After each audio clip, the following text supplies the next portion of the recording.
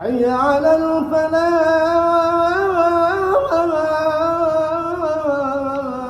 Assalamualaikum warahmatullahi wabarakatuh. Alhamdulillahi rabbil alamin wal aqibatu lil muttaqin wala udwana illa 'alal zalimin. Asyhadu an la ilaha illallah wa asyhadu anna Muhammadan 'abduhu wa rasuluh. Rabbi shrah li sadri wa yassir li amri wahlul 'uqdatam min lisani yafqahu qawli. Rabbi yassir wa la tu'assir wa la haula wa la quwwata illa billahil aliyyil azim. Apa khabar semua? Alhamdulillah.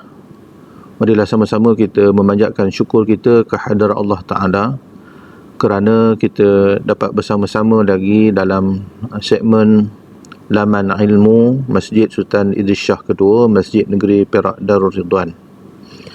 InsyaAllah pada kali ini kita akan sambung kembali berkenaan dengan sifat Ibadur Rahman, sifat hamba-hamba Allah Ar-Rahman. Sidang penonton yang dirahmati Allah Ta'ala sekalian, kita akan menyambung ayat yang ke-63 surah Al-Furqan bagi kita mendapat gambaran tentang Ibadur Rahman seperti mana yang dijelaskan oleh Allah Subhanahu Wa Ta'ala bermula daripada ayat ini sehinggalah kepada ayat yang terakhir surah Al-Furqan, surah yang ke-25. Tuan-tuan sekalian, sebelum ini kita telah membicarakan tentang sifat Ibadur Rahman, sifat hamba Ar-Rahman yang pertama, iaitu alladzina yamshuna 'alal ardi hauna, iaitu orang yang berjalan di atas muka bumi dengan penuh kerendahan hati. Jadi itulah sifat Ibadur Rahman yang pertama, memiliki, mempunyai, mengamalkan, mempraktikkan sifat yang disebut sebagai kerendahan hati. Rendahnya hati itu bukan bermakna kita sentiasa berada di bawah, orang lain berada di atas. Bukan begitu yang dikehendaki pada surah ini. Tetapi yang dikehendaki daripada surah ini, khususnya pada ayat yang ke-63, yang dimaksudkan dengan hauna itu hati yang rendah, dengan maksudnya mengiktiraf kuasa yang lebih tinggi ataupun kuasa yang tertinggi yang ada di alam ini yang hanya dimiliki oleh Allah Subhanahu Wa Ta'ala, dan dalam masa yang sama merasa diri itu rendah, dengan maknanya menginsafi kefakiran dan juga kekurangan yang ada pada diri. Akhirnya sifat ini menatijahkan kesan yang cukup besar dan impak yang cukup positif dalam kehidupan manusia secara keseluruhannya di atas muka bumi ini. Kerana sifat hauna ataupun rendah diri ini akan melahirkan seorang insan yang mengiktiraf peribadi-peribadi yang ada pada manusia yang lain yang berada di sekelilingnya. Inilah natijah ataupun hasil manusia yang disebut sebagai Ibadur Rahman yang pertama. Dia meridai, dia merestui, dia bersama-sama mengiktiraf apa jua peranan, apa jua kita kata kesan, apa jua perbuatan yang dilakukan oleh manusia yang lain, tanpa memandang sinis, tanpa memandang sebagai bias pada diri seseorang itu. Jadi hauna ini, yamshuna 'alal ardi hauna ini, dia merasakan bahawa manusia-manusia yang berada di sekelilingnya mempunyai karakter-karakter yang telah ditetapkan oleh Allah Subhanahu Wa Ta'ala. Jadi Ibadur Rahman yang pertama ini sudah semestinya apabila mereka memiliki hauna ini, mereka tidak akan memandang rendah kepada manusia-manusia yang lain. Kerana apa jua perbuatan yang dilakukan oleh manusia yang lain, sama ada dalam bentuk ibadatnya, akhlaknya, yang dilihat sama ataupun berlawanan, ataupun tinggi ataupun rendah dengan diukur pada dirinya, maka dia akan menerima dengan hati yang lapang. Inilah yang kita katakan sebagai natijah daripada hamba-hamba Ar-Rahman yang pertama, yamshuna 'alal ardi hauna, mereka yang berjalan di atas muka bumi ini dengan penuh kerendahan hati. Mudah-mudahan kita, Allah Subhanahu Wa Taala memberikan kepada kita sifat hauna ini yang menjadikan kita ini seorang manusia yang redha dengan apa jua perkara yang berlaku di sekeliling kita.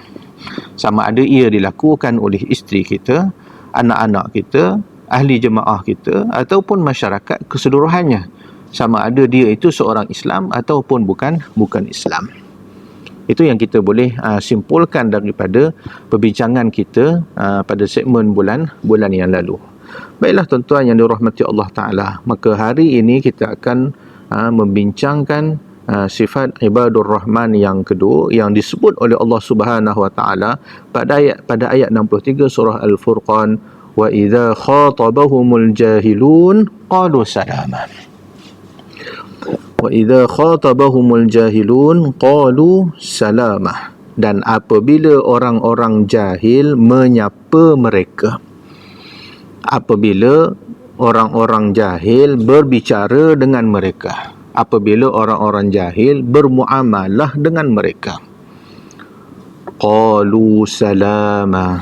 Apa yang diucap oleh ibadur rahman, mereka, ucapan mereka penuh dengan kata-kata yang mengandungi keselamatan, kesejahteraan. Inilah lambang ataupun inilah limpahan daripada sifat Ar-Rahman yang Allah Ta'ala berikan kepada manusia-manusia yang cuba untuk memperbaiki dirinya ke arah yang lebih baik. Dan inilah yang disebut sebagai As-Siddiq. Inilah yang disebut sebagai As-Siddiq, iaitu sentiasa membenarkan. Apa jua perkara yang dilakukan, harapannya, kita kata matlamat ataupun tujuannya adalah untuk mencari, adalah untuk melakukan yang terbaik sejajar firman Allah Subhanahu Wa Taala dalam surah Al-Mulk, alladzi khalaqal mauta wal hayata liyabluwakum ayyukum ahsanu amala. Bila mana tuan-tuan kita perhatikan pada ayat yang kedua, antara bukti-bukti kekuasaan Allah Subhanahu Wa Taala ialah dialah yang menjadikan mati kamu dan hidup kamu untuk diuji manakah amalan yang dilakukan oleh makhluknya, oleh hamba-hambanya adalah amalan yang terbaik.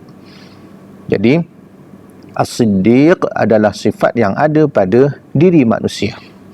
As-Siddiq ialah dia sentiasa membetulkan dirinya. Sekiranya dia orang yang betul, dia akan melakukan yang lebih betul daripada yang betul. Sekiranya dia sebelum ini melakukan kesalahan, dia akan kembali kepada Allah Subhanahu Wa Taala dengan memadamkan kesalahannya. Innal hasanat yuzhibnas sayyi'at.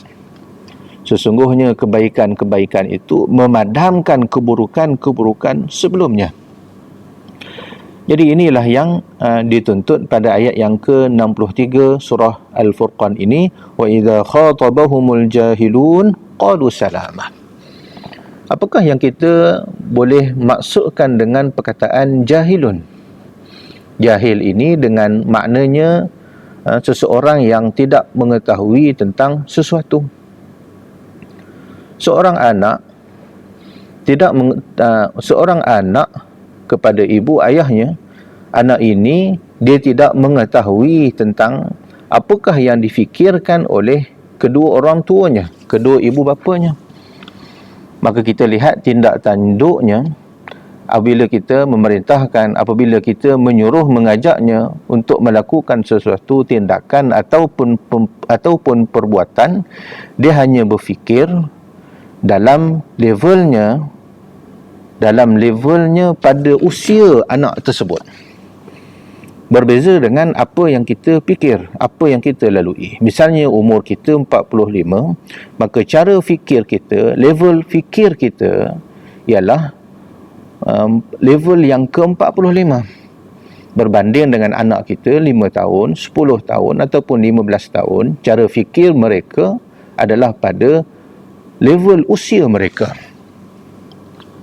Jadi sudah tentu ada jarak di antara pemikiran anak dengan pemikiran kita. Maka sudah semestinya di situ wujudnya satu jurang yang besar di antara cara fikir seorang anak dengan cara fikir seorang ibu ataupun bapanya. Maka di sini kita akan lihat banyak tindakan-tindakan yang dilakukan oleh seorang anak itu kadang-kala ditegur, kadang-kala dibetulkan, bahkan kadang-kala dicemuh dan dimarahi oleh ibu atau bapanya. Maka ini kita dapat lihat dalam konteks jahil, wa idza khatabahumul jahilun, maknanya orang yang kurang fikirannya yang berbeza dengan kita. Misalnya kita umur kita 70 tahun. Sudah tentu kita ini level kita adalah pemikiran orang yang level 70, yang lebih tua daripada orang yang usianya 50 tahun ataupun 40 tahun. Sudah tentu cara fikirnya berbeza, sudah tentu cara fikirnya menyalahi apa yang difikirkan oleh seorang yang berusia 70-an. Maka sudah tentu orang yang 70 tahun itu menganggap orang yang berusia 50 tahun itu cara fikirnya lemah, cara fikirnya berbeza daripada dirinya. Maka orang 50 tahun jahil daripada orang yang 70 tahun. Begitulah juga orang yang 90 tahun yang kita bandingkan dengan orang yang berusia 70 tahun. Memiliki julan ataupun jarak yang dalam tempoh 20 tahun. Begitulah perbezaan cara fikir di antara gender yang berbeza, yang memiliki gender yang berbeza. Seorang lelaki sudah tentu berfikirnya, cara fikirnya berbeza daripada seorang perempuan.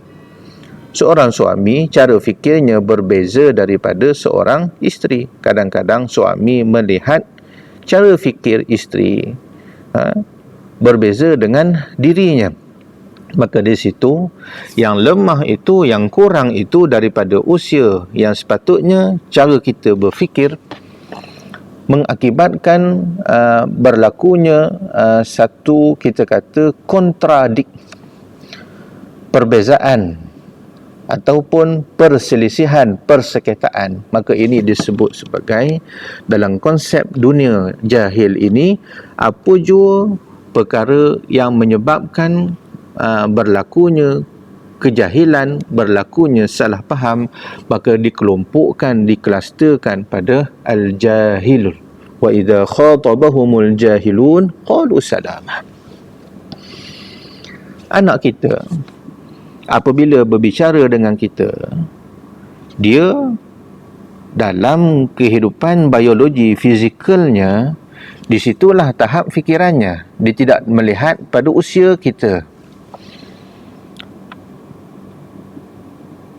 Maka apa jua tindakannya adalah kita boleh masukkan dalam kategori jahil pada usianya. Cara fikirnya, cara tindakannya adalah berbeza dengan kita. Maka berpandukan kepada ayat ini, berpandukan kepada wa idza khatabahumul jahiluna qalu salama, dalam konteks ayat ini, apa jua kejahilan-kejahilan yang berlaku di hadapan kita, apakah kaedah untuk kita berta'ammul, apakah kaedah untuk kita bermuamalat, berkomunikasi bersama-sama dengan kelompok-kelompok ini? Adakah boleh dibiarkan mereka? Biarlah mereka ini nanti dah besar, tahulah cara fikirnya. Adakah perlu ada satu solusi bagi kita yang telah menempuh satu perjalanan yang jauh sehingga pada usia kita sekarang ini, yang jahil itu perlu ditunjuk, perlu dibimbing, perlu di-coaching, ataupun dalam masa yang sama perlu dimonitor, perlu diawasi tindakannya. Adakah selari dengan syarak, adakah selari dengan tuntutan Quran maupun hadis Nabi sallallahu alaihi wasallam. Sudah tentu kita yang berusia 40, 50-an sebagainya, sudah tentu pengetahuan kita, sudah tentu ilmu kita berbeza dengan yang umurnya 20-an, yang umurnya 10 tahun. Maka di situ menuntut satu tindakan yang sepatutnya dilakukan seperti mana yang dilakukan oleh Nabi sallallahu alaihi wasallam, seperti mana yang dinyatakan oleh Allah Taala dalam surah Al-Qalam, wasbir, sabarlah. Sabar yang bagaimana? Wasbir ala ma yaqulun, sabarlah dengan apa yang mereka katakan. Ataupun di hujung surah Az-Zariyat, di hujung surah At-Tur, surah Az-Zariyat, Allah Ta'ala, wasbir li hukmi rabbika fa innaka bi a'yunina wasabbih bihamdi rabbika hina taqum. Bersabarlah bihukmi rabbika fa innaka bi'ayunina, bersabarlah dengan ketetapan hukum daripada Tuhan kamu. Fa innaka bi'ayunina, sesungguhnya kamu Muhammad, bi'ayunina, dalam pengawasan, dalam pengetahuan kami. Apakah yang telah kami lakukan dalam kehidupan kamu Rasulullah, maka hendaklah kamu bersabar menghadapi segala ujian yang telah ditetapkan, sama seperti nabi-nabi ataupun rasul ulul azmi. Wasbir kama sabara ulul azmi minar rasul, sabarlah kamu Muhammad seperti mana bersabarnya para rasul ulul azmi, Nabi Nuh, Nabi Musa, Nabi Isa, Nabi Ibrahim alaihi salam. Sebelumnya 4 rasul yang digelar sebagai ulul azmi. Maka Nabi SAW dituntut juga untuk melakukan hal yang sedemikian. Bila mana kita amati sirah Rasulullah SAW, kita lihat penuh dengan pancaroba, penuh dengan kesulitan-kesulitan, penuh dengan penyesaan demi penyesaan, kezaliman demi kezaliman yang dilakukan oleh musyrikin Mekah, pembesar-pembesar Mekah. Begitu juga apabila Nabi SAW berhijrah ke Madinah, kita lihat apa yang dilakukan oleh ahli kitab, apa yang dilakukan oleh munafikin, oleh orang-orang munafik yang ingin menghalau Rasulullah daripada negara Madinah. Penonton yang dirahmati Allah Ta'ala sekalian, jadi ayat 63 di hujungnya, wa idza khatabahumul jahilun, apabila berbicara, apabila berkata-kata dengan orang yang jahil, qalu salama, mereka berbicara dengan penuh kesejahteraan, dengan penuh keselamatan. Yang dibalingnya batu, disambut batu tersebut ditukar dengan bunga, ditukar perkara-perkara yang menyejukkan hati manusia-manusia, yang menyakiti hati Nabi SAW. Kita lihat contoh ikutan yang dilakukan oleh baginda Nabi SAW untuk melaksanakan, untuk menunaikan tuntutan pada ayat yang ke-63 surah Al-Furqan ini. Jadi tuan-tuan yang dirahmati Allah Ta'ala, kesimpulan kita daripada ayat yang ke-63 seperti mana yang dijelaskan dalam kuliah ataupun segmen yang terdahulu, sifat ibadur rahman yang pertama, apabila berjalan di atas muka bumi ini, hatinya penuh dengan kerendahan, rendah memikirkan tentang kefakiran, kekurangan, ketidakberdayaan dirinya berbanding dengan Allah Subhanahu Wa Taala. Dalam masa yang sama memandang makhluk Allah Taala itu bukannya berada di bawah ataupun di tapak kakinya, tetapi berada di atas dirinya. Dia akan lihat semua potensi-potensi, semua kelakuan-kelakuan, sama ada baik ataupun buruk, itu semuanya adalah datangnya daripada ketetapan Allah Subhanahu Wa Taala. Manakala pada bahagian yang kedua surah ayat 53 Al-Furqan ini, apabila dia berbicara, apabila dia berkata-kata dengan orang jahil, kata-katanya adalah penuh dengan keselamatan, kata-katanya penuh dengan kesejahteraan. Inilah yang semestinya dilakukan oleh manusia di atas muka bumi ini untuk mendapat darjat ibadur rahman.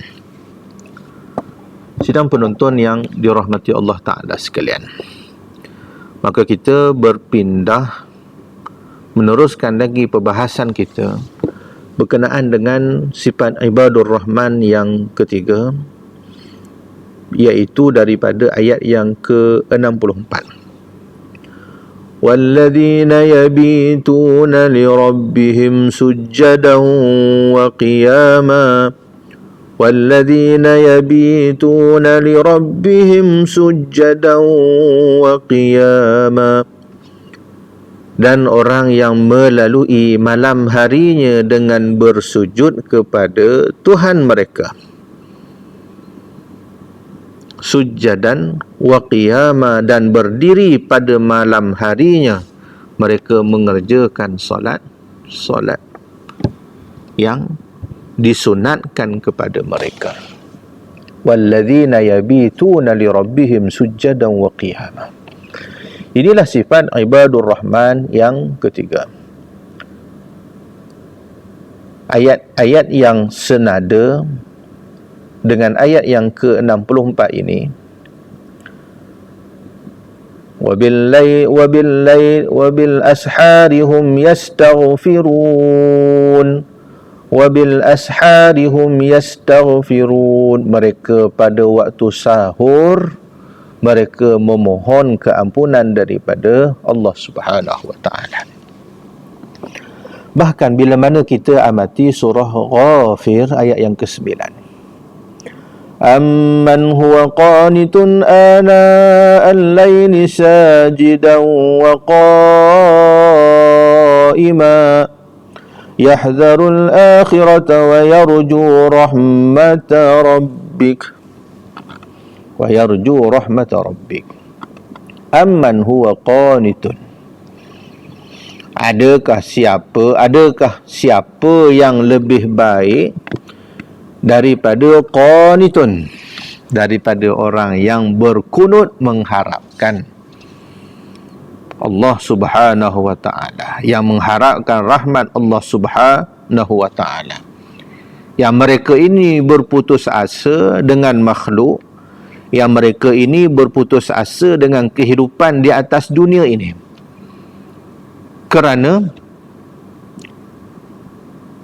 harta yang mereka inginkan, harta itu lari meninggalkan mereka apabila mereka membelanjakan harta tersebut. Harta tersebut sudah hilang di sisi mereka. Anak-anak yang dijaga, dipelihara daripada kecil, apabila mereka meningkat dewasa, mereka keluar daripada rumah ibu bapa mereka kerana mencari pekerjaan untuk mereka juga membina kehidupan seperti ibu ayah mereka. Tinggallah ibu ayah mereka berdua seperti mana di awal perkahwinan ibu ayah. Usia juga meninggalkan kita. Misalan umur kita 45 tahun, kita telah meninggalkan usia kita yang 45 tahun tersebut, kita meniti usia-usia yang yang berbaki. Makin meningkatnya usia kita, makin dekatlah kita bertemu dengan Allah Subhanahu wa taala. Maka ibadur rahman yang ketiga, mereka tidak ada harapan lain selain daripada Allah Subhanahu wa taala. Bila mana mereka mengharapkan kepada makhluk, maka makhluk akan meninggalkan mereka, harta akan meninggalkan mereka, usia akan meninggalkan mereka. Jadi mereka sudah berputus asa dengan apa yang ada pada makhluk. Yang ini yang disebut sebagai qanitun. Mereka yang mengharap, mereka yang berputus asa dengan apa yang ada di sisi mereka. Yang mereka harap hanyalah limpahan kurnia daripada Allah Subhanahu wa taala. Sidang penonton yang dirahmati Allah taala sekalian. Ana al-lail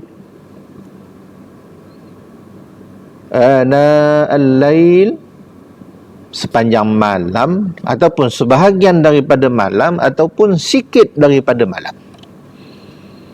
Sajidan, mereka bersujud pada Allah Subhanahu wa taala. Ayat ini, ayat 9 surah Ghafir adalah perbandingan di antara orang musyrik, kafir dengan orang-orang yang beriman, yang bangun di tengah malamnya bersujud. Kerana sudah ada persoalan, sudah ada perbahasan, suara-suara membandingkan amalan-amalan yang dilakukan oleh manusia, khususnya umat Islam yang bangun di tengah malam, yang pada pandangan ataupun persepsi orang-orang musyrikin Mekah, bangunnya orang Islam, bangunnya umat Islam di tengah malam itu adalah amalan yang sia-sia dan merugikan. Sepatutnya waktu malam itu waja'alna al-laila libasa. Waktu malam itu tempat berehat. Waktu malam itu tempat kita kata meriliskan, menenangkan fikiran kita. Tetapi berbeza yang dilakukan oleh umat-umat Islam. Mereka bangun di tengah malam sajidan, mereka bersujud.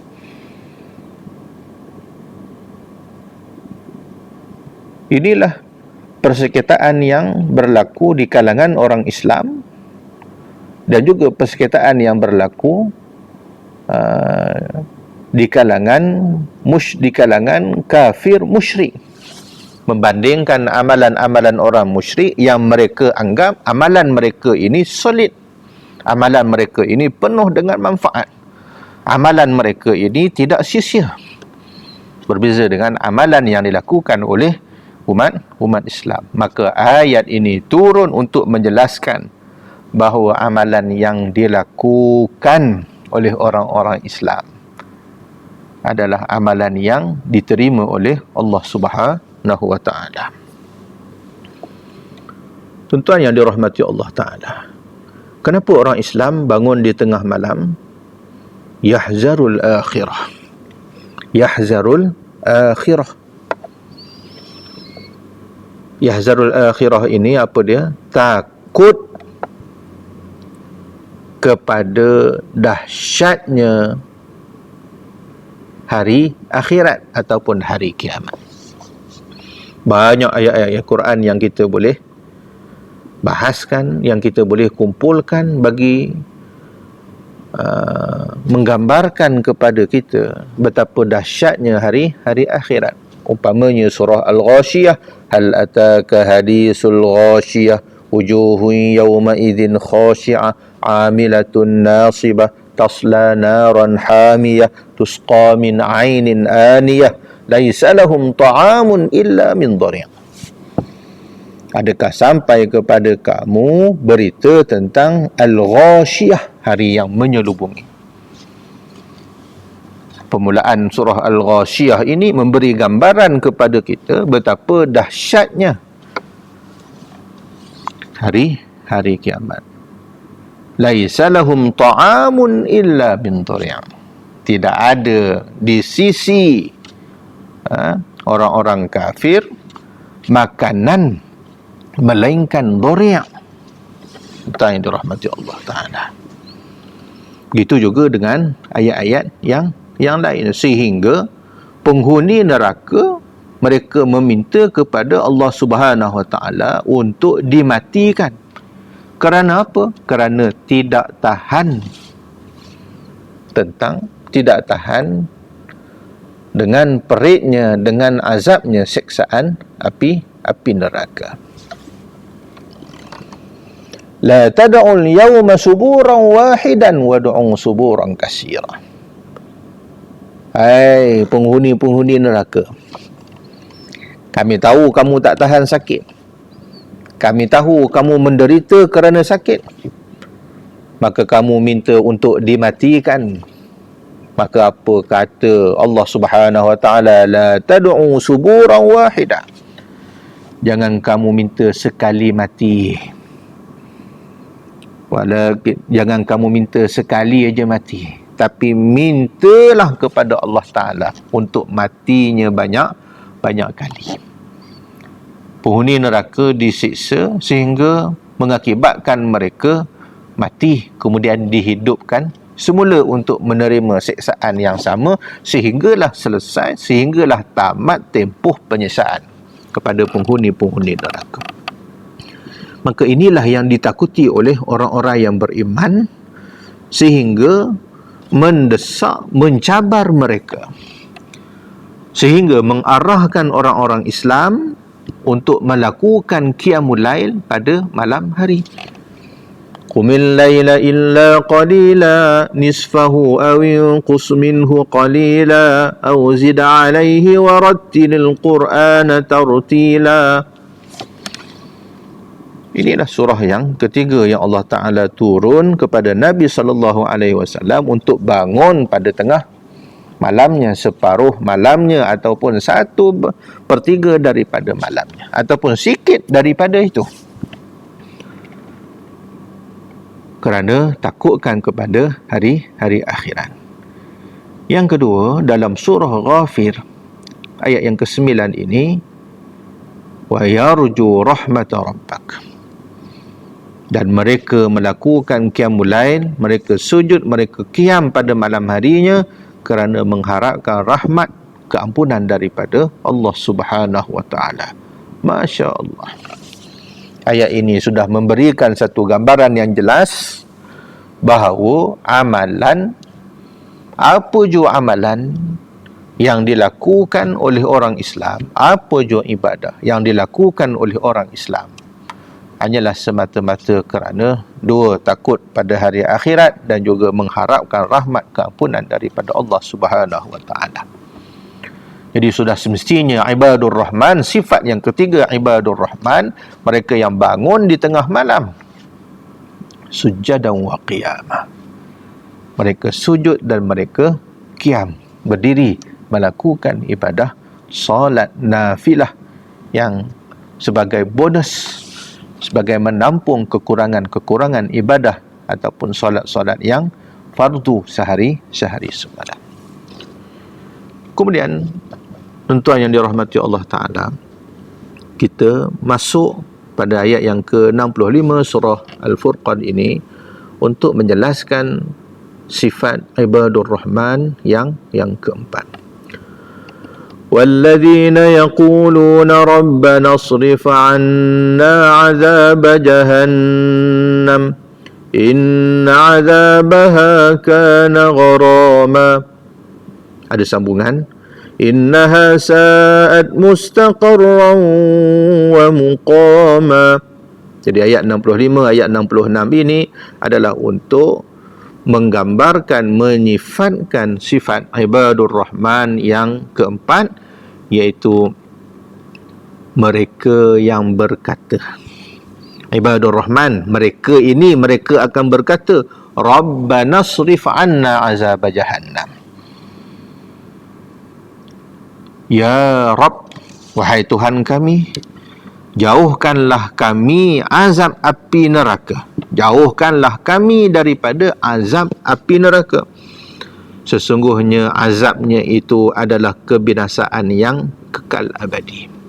innaha sa'at mustaqarran wa muqamah. Sesungguhnya azab neraka itu, sesungguhnya neraka itu adalah seburuk-buruk tempat menetap dan tempat kediaman. Inilah ibadur rahman yang keempat, yang mereka sentiasa berdoa kepada Allah Subhanahu wa taala agar diselamatkan, dijauhkan daripada api neraka. Seperti kebiasaan tuan-tuan yang dirahmati Allah taala sekalian, biasa bila kita berdoa, Rabbana atina fid dunya hasanah wa fil akhirati hasanah wa qina azabannar, kita minta keselamatan di dunia dan juga di akhirat. Ini ciri ibadur rahman yang keempat pada doa yang kita selalu baca di dalam ibadah sembahyang kita, sebagai doa yang mengiringi ibadah sembahyang kita. Dalam surah At-Tur umpamanya, Allah Subhanahu wa taala menyatakan kepada kita, isbiru aw la tasbiru sawa'un 'alaikum innama tujzauna ma kuntum ta'malun. Isbiru aw la tasbiru sawa'un 'alaikum. Sabar kamu ataupun tidak sabarnya kamu menghadapi api neraka. Ayat ini khusus Allah Ta'ala tujukan kepada penghuni neraka sebagai istihza, sebagai penghinaan kepada mereka. Sabar mereka ataupun tidak sabar mereka sama saja. Innama tujzauna ma kuntum ta'malun. Mereka tak sabar, tetap mereka dikenakan hukuman, ataupun mereka sabar dengan hukuman tersebut 10 tahun, 20 tahun, 30 tahun, 30,000 tahun diazab di neraka, mereka sabar ataupun tidak, ataupun selama-lamanya mereka dimasukkan ke dalam neraka, orang musyrik, orang kafir dan juga orang-orang munafik, mereka dimasukkan ke dalam neraka, sabar mereka ataupun tidak, mereka tetap akan dikenakan hukuman dengan azab sesaan api neraka. Sanad'uz zabaniyah, mereka klaim, orang-orang musyrikin bila turun ayat ini, mereka klaim, mereka mendakwa, kami akan panggil hulu balang kami. Kami akan panggil hulu balang kami untuk menghalang kami daripada diazab oleh Allah Subhanahu wa taala. Maka apa kata Allah Taala? Sanad'uz zabaniyah, kami juga akan memanggil malaikat-malaikat zabaniyah, penghulu balang, hulu balang yang menjaga api neraka, yang akan mengazab kamu dengan penuh ketaatan kepada Allah Subhanahu wa taala. Tidak ada simpati, tidak ada belas ihsan malaikat zabaniyah mengazab penghuni neraka. Tuan-tuan yang dirahmati Allah Ta'ala, maka sifat yang keempat, ibadur rahman, mereka sentiasa Rabbana srif anna azab jahannam. Mereka meminta keselamatan, dijauhkan daripada azab siksaan api neraka, kerana mereka tidak mampu untuk menanggung kepedihan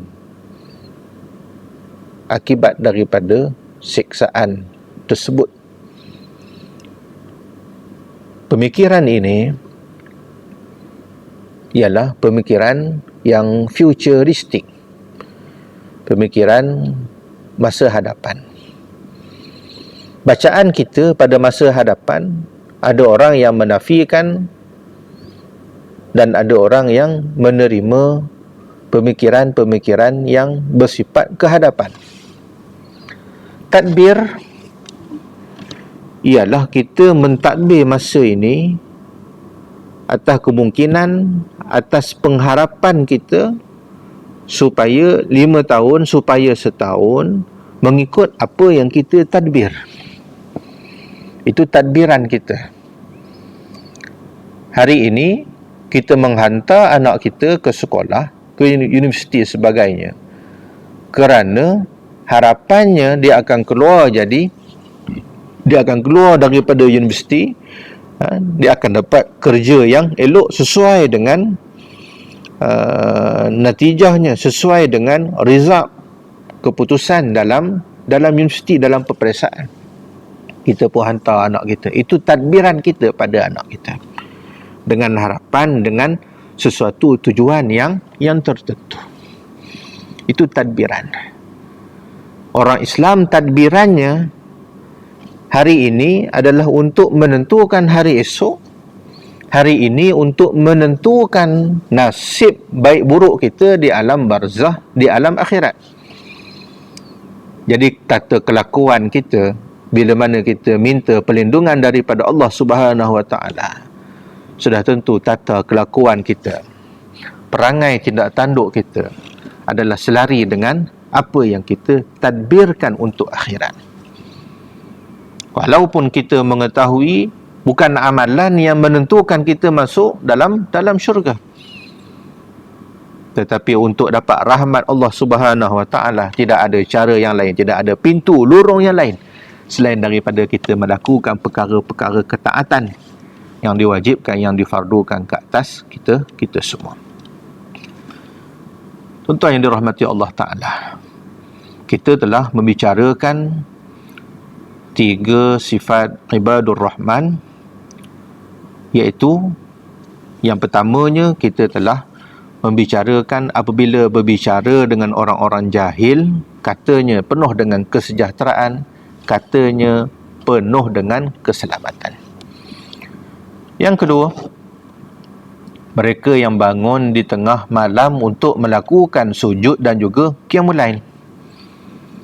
Dan yang ketiga, mereka yang sentiasa memohon keselamatan daripada hari akhirat, keselamatan azab di akhirat.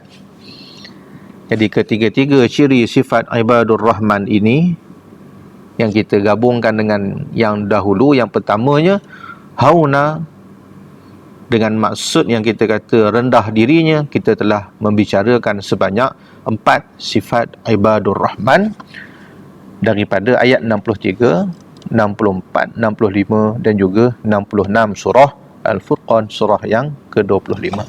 Mudah-mudahan Allah Subhanahu Wa Taala memberi kepahaman kepada kita untuk kita melaksanakan setiap tuntutan-tuntutan yang ada di dalam Al-Quran untuk maslahah kita, untuk kebaikan kita, ataupun disebut sebagai bahagia.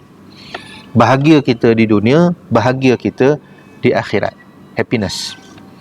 Tuan-tuan yang dirahmati Allah Ta'ala, bila hati kita lapang, bila hati kita bahagia, maka